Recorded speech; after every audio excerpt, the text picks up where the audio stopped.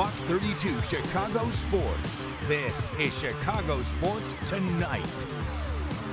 Hi, everyone. Welcome to Chicago Sports Tonight. Luke and Ellis with you, joined by Tina Nguyen and a couple of 670 The Score guys in the house. Matt Spiegel to my right, to your left, and Gabe Ramirez in the house as well. Bears with another nail-biter. Another walk-off, game-winning field goal, 19-17 over the Vikings. Is every game going to end like this, guys? As long as it's a victory, I think nobody cares that it ends this way. Ben said last week we were on repeat, and here we are again. Are they lucky? Are they good? Let's figure it out. Well, you guys tell me, are they lucky or are they good, Tina? I'm going to go with lucky because I still think there's certainly areas that you got to tighten up. I would love to see this team play with a lead and actually protect it, but I will say a win is a win. This team is showing you that they are capable of winning these close games, right? We said it from time to time again. Last year they would have lost these kinds of games, but when Caleb Williams has the ball in his hand, there's a chance that they're going to win this game. Can I say there's a little luck? And they're pretty good, too. Yeah, you can say both. I mean, at 7-3, it's not smoke and mirrors. 7-3 is real in the NFL. A lot of these games come down to the last possession. That's just kind of how the league goes. They can run the ball. They are the second best running offense in the NFL. That is crazy considering the way that it began. And on defense, they can get turnovers. They have the most takeaways in the NFL, the most interceptions. Those things are good. It's just not quite what we expected with the young quarterback. Hey, Spiegs, look what I'm wearing. I'm wearing my money socks. They are money. Yes, they are. All right, Bears controlled the game. Didn't fall behind the Vikings till the final minute. Cairo Santos putting a 48-yard field goal to win it. After he had missed a 45-yarder earlier, the Bears overcoming adversity at the end once again. It's amazing, especially to see how we're winning games. Last couple of seasons, we saw the opposite of that.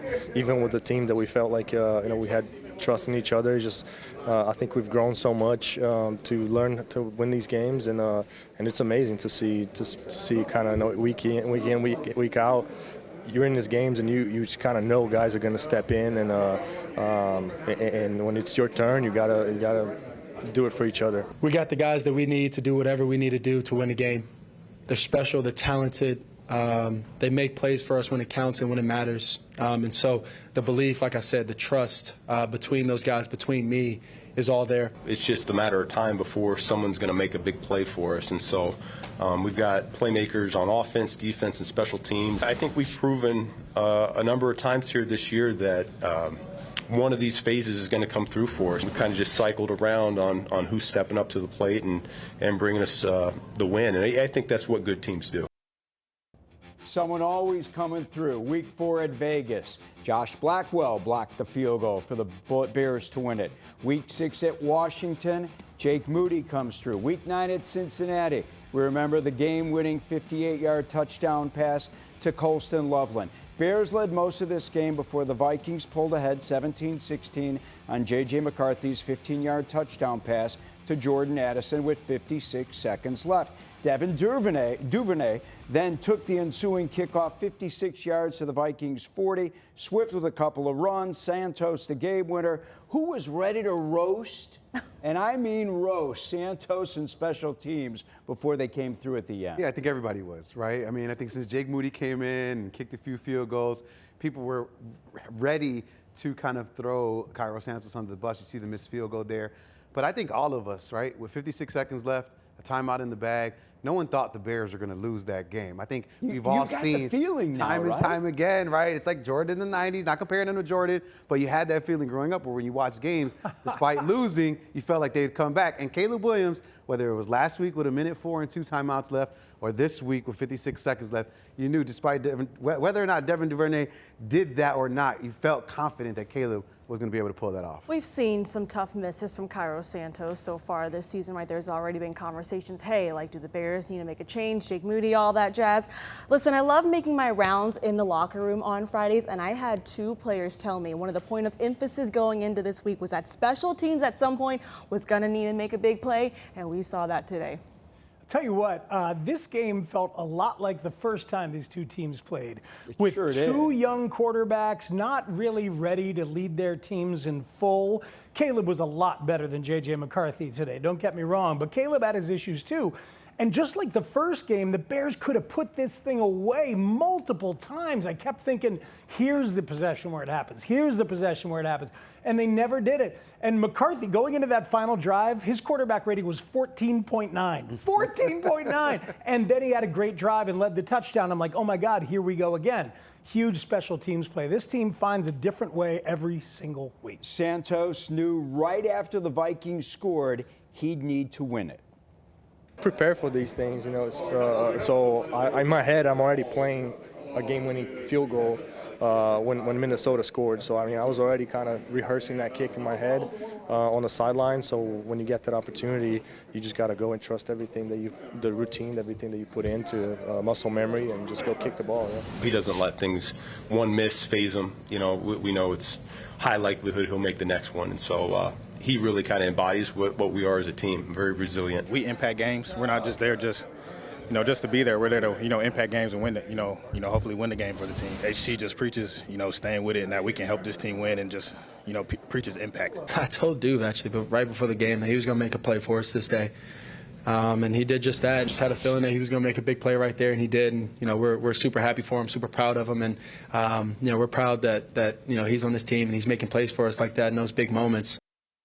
Gabe, winning is contagious. And I think Jalen Johnson is the greatest example of this. Here's a guy who's coming back now, who's so anxious to be with his team. He flew to Minnesota, and when he walked on the field today, I was told he was hugging all the media people, literally with a little pep in his step, okay? He was excited to be there. He wants to be in that locker room when they pull off wins like this. Listen, there's only one thing better than modern medicine, and that's winning. That can get you back on the field much quicker. I think, listen, you're talking about a guy in Jalen Johnson who has dealt with this Bears team and their flaws over the last several seasons. So to see some success come out of this team, especially with Dennis Allen, a storied defensive coordinator that you want to play for, and he understands how depleted this defensive back is for the Chicago Bears team, giving up a ton of big plays, and I'm sure he's saying to himself, if I were on this field alongside, obviously Tyreek got hurt, but alongside Tyreek Stevenson, alongside Nashawn Wright, I could make a big difference and put us in those positions like you were mentioning, Speaks and Tina, right, getting out to big leads, stopping teams, getting the ball back quicker, and especially with Kevin Byard pulling out all these turnovers, he wants to be a part of that as well. 5 interceptions for Byard to lead the NFL. Our scores around the NFC North are brought to you by your Chicagoland and Northwest Indiana Kia dealers. Visit kia.com to discover movement that inspires. All right, looking at Week 11, Giants had the Packers on the ropes. Green Bay, though, pulled out the 27-20 winner in New Jersey. Win was a factor in this game, but Jordan Love was really good, and Micah Parsons had a sack and a half. Big NFC West battle out in Los Angeles. Seahawks-Rams. Rams hold off the Seahawks 21-19. Sam Darnold threw 4 picks in the loss.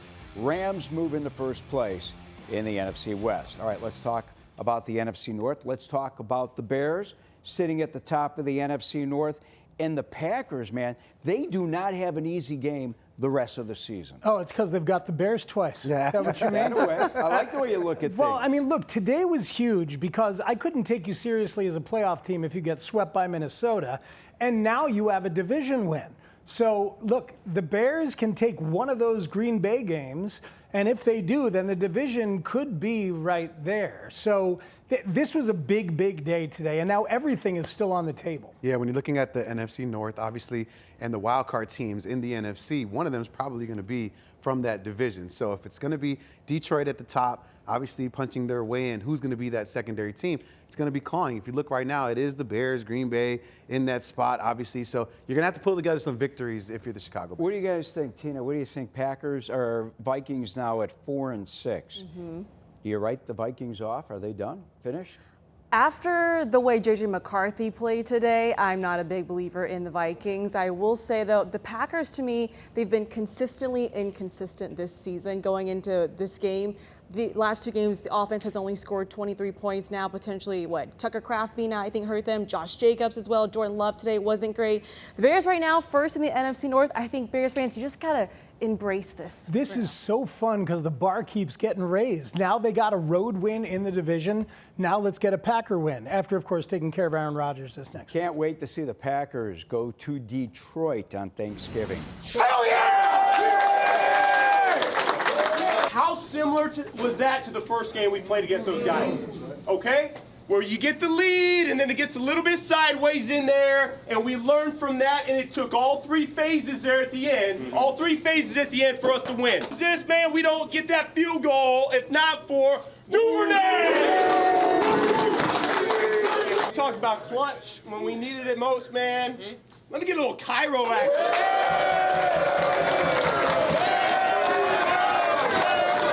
Good, better, best! Good, better, best! Never let it rest! Never let it rest! Good gets better! Good gets better! Better gets better! Better gets better! Bears on 3, 1, 2, 3, Bears! How great is that? Our Bears discussion brought to you by High Definition by Xfinity, introducing the 5-year price guarantee. One consistent internet price for the next 5 years, guaranteed. All right, Bears are 7-3 for the first time since 2018. Finally won an NFC North game. Bears didn't need the Caleb Williams late game magic this time. This time, Devin Duvernay and Cairo Santos came through. The Bears showing killer instinct in the end and closing out their 7th win their last 8 games. When there's blood in the water, we got to go and when the defense turns the ball over for us and we get the ball back, we got to put up 7 points.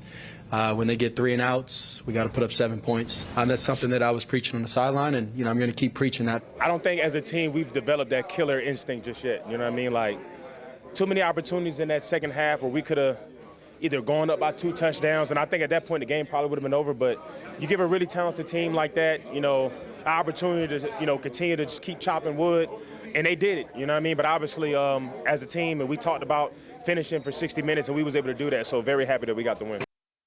All right, I want to get into the play calling of Ben Johnson here. What did you think? I thought he called a pretty good game. I liked that they ran the football 32 times with their running back, Kyle Monangai, DeAndre Swift.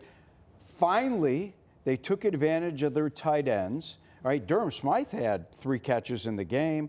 I know they targeted Cole Kmet had 5 catches, 5 targets. Colston Loveland, a number of targets. I think tight ends were targeted 12 times in the football game. I know that there are certain fans out there who thought maybe they got a little too cute bringing in Tyson Bagent for that second time. I didn't have a problem with it. Didn't work out. But for the most part, I liked the way Ben Johnson put his team in position to win. That was the one thing I didn't like, was Tyson Bagent for window dressing the second time around. Knowing you like I do, I knew you would not like that. But, look, the coach is a superstar, okay? The coach has an unbelievable feel for play calling. And he knows that the best friend a young quarterback could ever have is a running game. The Bills have the best running team in the NFL. The Colts are 3rd. The Bears are 2nd. They're up there. They're above the Eagles. They're above the Ravens. They're above the Commanders. They're the 2nd best running team in the NFL, and they were relentless today and going back to it. That 15-play, 78-yard drive that ends with the Monangai touchdown. Had a beautiful run call on 3rd and 4 inside the 10. And look what he's done to the culture. The entire culture of that place has flipped. Your coach is a superstar. Whether the quarterback ends up being so or not, the coach is. Guys, twice they were 3rd and 13. One time because of an illegal formation penalty. I mean, and they came through on both of those 3rd and 13. And I think one of them was on Colston Loveland, right? The rookie coming alive at those right moments. I think speaks building off on what you were saying. You got guys making big plays, a lot of different guys too. I talked to someone in the locker room on Friday and I asked him, hey, what's been the biggest difference from last year? He said last year, it was almost as if we were kind of afraid to be that guy to make the big play because we didn't want to be the one to mess it up. Now Ben Johnson has instilled a lot of confidence and belief in this team that, hey, any one of us can go out there and make a big play when we need to. I wish there was a little bit more belief in Caleb Williams in certain situations, right? Listen, it's fun to lean on the run. It's fun to have Kyle Monangai and DeAndre Swift there. But on 3rd and 4 situations, that's supposed to be Caleb Williams' time. He's supposed to be able to, obviously handle business in that situation. And you saw it throughout the game where he started to lean on the run as opposed to Caleb Williams. And listen, there's nothing wrong with it if you're getting victories at the end of it. I just think as Bears fans, we would like to see a situation where Caleb is taking us out of that situation. That second to last drive, Gabe, you're right. He didn't trust Caleb Williams. 3 straight runs. Well, yeah, but I think I'm talking about the second to last one where he tried to throw it 3 times, was sacked twice. Yeah, play action on the first one. So I wouldn't trust him after watching that drive. This this is a young quarterback who's still developing here, and there are still things about him that don't feel incredibly trustworthy. It's funny you bring that up. I felt at that time after those 2 sacks, oh my gosh, Minnesota's got him figured out right now. Well, and they did it. I think Brian Flores spied him on that thing, and because he's brilliant when he scrambles with the Houdini stuff and getting way outside. It's absolutely brilliant. But Brian Flores spied him. I'll tell you what they did really well today. They threw the ball behind the blitzer a couple times. The outlet to Kmet when the blitz was coming right there on that side. Some of that is Ben, but some of that is Caleb. I thought that was an improvement from him. They were blitzing all the time. I think play. They blitzed 60, 70% of the time. They blitzed more than at any time this season. How about the Bears on defense, Tina? Man, ball hawks back there. We talked about Byard comes up with his 5th interception this season. I'm so happy for Nashawn Wright. Yeah. Heavy heart, because his former coach was shot and killed this week. Man, if you look on Twitter, look at the post he had before the game. We talked about it on Bears Game Day Live. That Bears secondary, they really, and my bold prediction was 3 interceptions. There should have been a 3rd interception there, but Tyreek Stevenson and Jaquan Brisker run into each other. There are hawks back there. Wait till they get Jalen Johnson and Kyler Gordon. Kyler Gordon back. Thank you. 22 takeaways now by this Bears defense, and I think you have to give a lot of credit, right, to Dennis Allen, right, having to rotate guys in and out, setting a lot of different packages and coverages. But the mindset he has instilled on this Bears defense is, right, take the ball away. Especially when you're going up against a guy like J.J. McCarthy, who is turnover prone, right, leading the league in interceptions. You knew he was going to give you an opportunity. Fortunately for the Chicago Bears, they were the beneficiary of some pretty bad quarterback play from the guy that was under center for the Minnesota Vikings. But you got to get the job done. Just like you got to beat these teams that are bad. If you're playing defense and you want to win the turnover battle, you got to get in front of them. You saw Nashawn Wright and some of these other guys step up in a big way. But were you guys thinking, man, how could he look so bad for most of the game and then look so good on that drive? You know what? Tom Brady was really good today. And Tom Brady actually taught us some stuff a couple of different times during that game. And he was talking about how JJ, late in games when he's thinking less. And it was just, we've heard that before, but it was the way Brady was talking about it. And you saw, something flipped. And he was just like, well, I guess I just gotta play and stop thinking. And we've seen that work for Caleb too, right? Well, a lot of times, right, people are talking about how many things are in these quarterbacks' heads. You saw Tom Brady talking about that as well. How many options they may have. You have to simplify the offense for them. But just like Caleb Williams, in the last couple minutes of a quarter or a half, you see them. The blinders are on and they're in quarterback mode trying to win the game. And J.J. McCarthy was just simply doing what we've seen Caleb do. Ben says they're going to be playing their best ball in January. If that includes the quarterback, then watch out. Well, he said December, and I'm looking forward to January as well, because there's only one regular season game against the Lions. By the way, Aaron Rodgers suffered a left wrist injury. Again, not his throwing hand, the left wrist, but the Steelers beat the Bengals 34-12. He did not finish that game. Mason Rudolph finished the game. Steelers at Soldier Field next week. Guys, selfishly, I want Rodgers in town. I want a piñata out over on the Waldron deck while we're doing our pregame show live. And I want Bears fans going after that Rodgers piñata. Do you want to see Aaron Rodgers next week, or would you rather see Mason Rudolph? I would love to see Aaron Rodgers get absolutely brutalized by a blitzing Bears defense in bad weather at Soldier Field and see his ownership get taken away. Be careful what you wish for. Aaron Rodgers going up against maybe a Tyreek Stevenson less Chicago Bears secondary. That could be tough. Give me Mason Rudolph. Keep these wins piling up. Give me these bad quarterbacks. I'm here for all of that stuff right I want to know.